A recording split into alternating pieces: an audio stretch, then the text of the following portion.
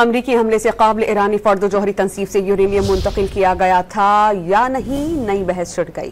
برطانوی اخبار financial Times کے مطابق یورپی حکام کا کہنا ہے کہ ابتدائی انٹیلیجنس معلومات کے مطابق ایران کا افزودہ یورینیم محفوظ ہے۔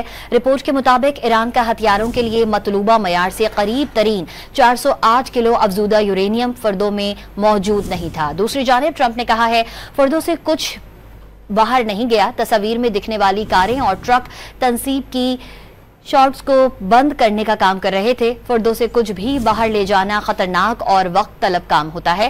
ادھر امریکی وزیر دفاع نے ابھی ایسی کسی انٹیلیجنس معلومات کی تردید کی ہے کہ فردوں سے کچھ منتقل کیا گیا۔ امریکی حملے سے قابل ایرانی فرد و جوہری تنصیب سے یورینیم منتقل کیا گیا تھا یا نہیں، نئی بحث چھڑ گئی۔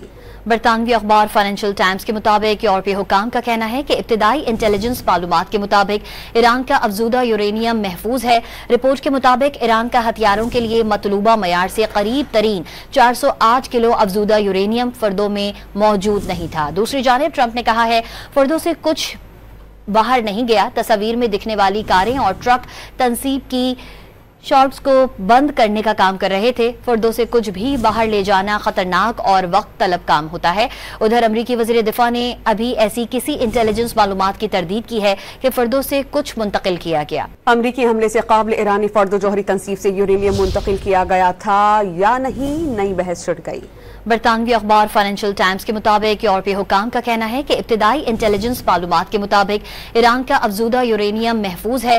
رپورٹ کے مطابق ایران کا ہتھیاروں کے لیے مطلوبہ معیار سے قریب ترین 408 کلو افزودہ یورینیم فردوں میں موجود نہیں تھا۔ دوسری جانب ٹرمپ نے کہا ہے فردوں سے کچھ باہر نہیں گیا۔ تصاویر میں دکھنے والی کاریں اور ٹرک تنصیب کی شاٹس کو بند کرنے کا کام کر رہے تھے۔ فردوں سے کچھ بھی باہر لے جانا خطرناک اور وقت طلب کام ہوتا ہے۔